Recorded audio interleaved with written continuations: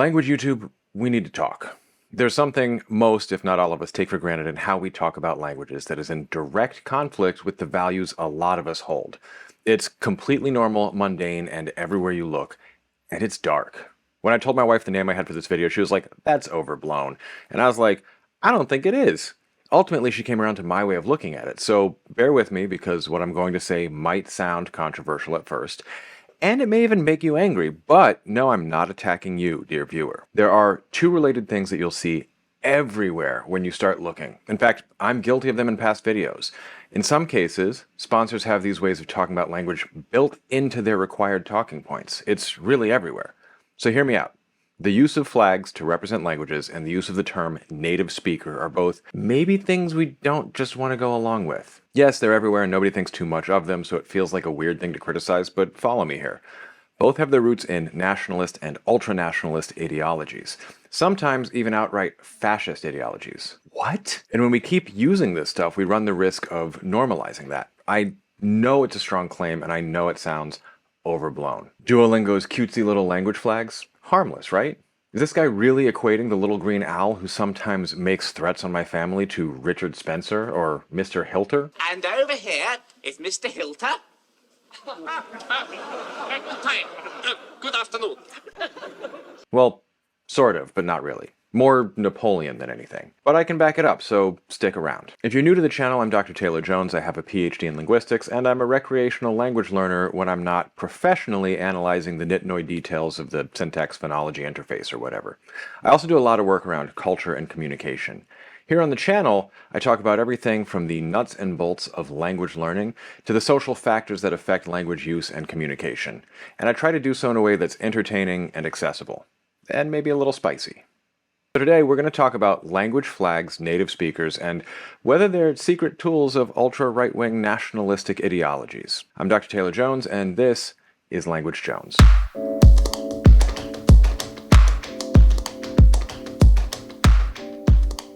This week's video is sponsored, again, by my sense of righteous indignation. In fact, most of the sponsors I've had in the past specifically request that I use phrases like native speaker or native level, that I use flags to represent languages, and that I don't use scare quotes on native and made-up flags. That's because this is overwhelmingly the normal, default way of talking about language learning. It's what people say, do, ask for, and understand. And honestly, I'm as vexillologically inclined as the next guy. I love me some good vexillology. Flags are mwah. But there's some problems with this approach. So let's start with the flags.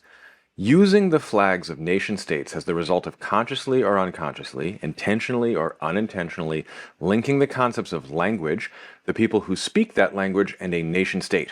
Now, nation-states are relatively new. They go back to the Treaty of Westphalia in 1649 and didn't exist before that. And yes, this is all related to what one user called the window yeeting of Prague on my video about Gen Alpha slang. I'm not saying national aspirations are always bad or that we need to abolish nation-states or anything like that. I'm just trying to go into this with a clear picture of the results here. So, one thing about nation-states is that there's a people, a nation, a folk, who are generally thought of as the quintessential essence of the nation-state. And this has some weird and unfortunate ramifications. So we associate the French flag with the French language, but there was a wealth of languages in what is now France during the 16th and 17th and 18th centuries. It was only in the 1700s and 1800s that there was a process of francisation of France, in which Parisian French was imposed on everyone else. In fact, France has carried out, until very recently, a series of policies that amount to cultural genocide. Now, there's been a shift, and some celebration of Breton and Ch'ti and Nizard and Occitan and other local languages, but it's still a limited welcome. If one is first and foremost a citoyen de la France, one is permitted some local flair insofar as it does not compete with la culture française.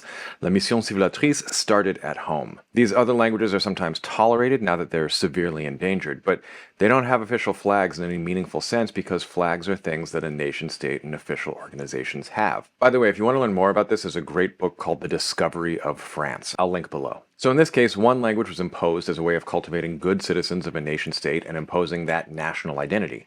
In the Germanic states, a different process happened where the language was perceived as a main part of the glue that bound different people together. But of course, that's binding them together with one peoplehood, one Volkigkeit, by way of excluding the other, the foreigner in their midst. And we don't just see language as divider, but also national divisions as creators of languages. Linguists speak of the Serbo-Croatian language, but Bosnians, Serbians, and Croatians do not. The flag thing just keeps playing into a nationalist or ultra-nationalist undercurrent, one that equates one Volk and one Sprach. It's a short skip from there to one Reich and one Führer. Because other languages mark an inherent threat to the national folk. It's no coincidence that the guy who coined a Sprach as a dialect mit an Army und Flot, a language as dialect with an army and a navy, is someone who spoke a language that did not have a nation state. Ultimately, the majority of the speakers of that language were murdered because they were perceived and represented as an existential threat to national purity. This is why I absolutely loathe the Yiddish flags that I've seen around. Nobody's marching around with a banner with an aleph on it, conquering the countryside and creating new administrative units and so on. And it takes the language of a displaced people who have a cultural and religious value of respecting the government and law of the land they reside in, and gives them a nationalist flag like they're Basque separatists or something. And to top it all off, one of them uses an image of a sacred item that was looted when the last time they had self-determination was ended by Roman occupation, before that item was probably destroyed. I promised myself I wouldn't get into the menorah is in the Vatican conspiracy theory in this video. The Yiddish flags are just a weird flex. But also, what about colonial languages and their descendants? Does it make sense to represent Puerto Riqueño Spanish with the flag and colors of Spain, as I almost implicitly did in my last video? Those are the actual hex codes for the official flag of Spain when I was talking about Spanish. I don't think it does. So then when I want to talk about Spanish, I need to use a flag for a specific nation? That's simultaneously way too granular and also not granular enough. Don't get me wrong, flags are cool. Graphic design is cool. But applying flags to languages runs into some serious unintended implications. The second thing is our cavalier use of the term native speaker. I'm sure some of you can already see where this is going, but the use of the term does similar work. You might be surprised to hear that native speaker is not a well-defined term in linguistics. It borders on meaningless. You shouldn't be surprised, since the same can be said of the word word, but that's a separate issue. The term native speaker is more likely to have a social meaning than a scientific one.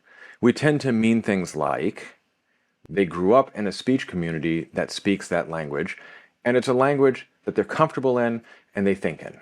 They know the culture. They don't say things that other people might consider rookie mistakes.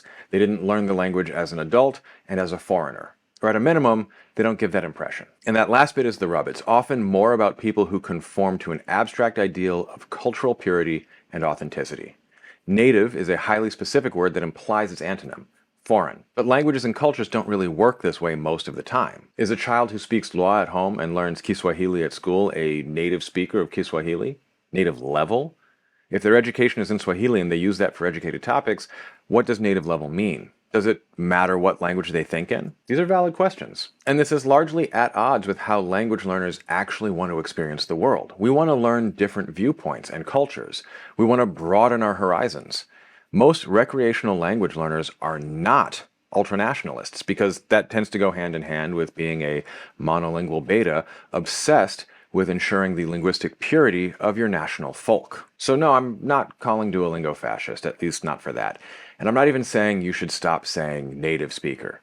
But it seems to me that if we don't like the origins and implications of these things, and they're not really doing what we intend them to, it's probably better to just say what we actually mean. So-and-so grew up in Nice speaking French, or French at school and Nizard at home, or learned German as a child while living in Heidelberg, but only moved there at age 6, or whatever. And look, I get it. Having a recognizable icon on a language platform is just good UX. But picking the flags of nation states, it's not ultranationalist, it's just lazy.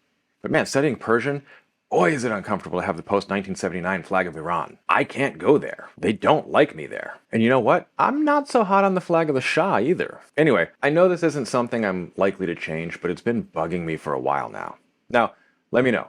Not just do you agree or disagree, but also, what's been bugging you in the language learning space? This is your place to vent. Write in the comments. If you like this video, please like and subscribe and leave me that comment. If you didn't, you can still comment and tell me why. YouTube thinks that you'll like this video, and if you'd like to support the channel, you can right here on YouTube with super thanks and super chat, or you can head over to patreon.com/languagejones. A very special thanks to all my patrons. Until next time, happy learning.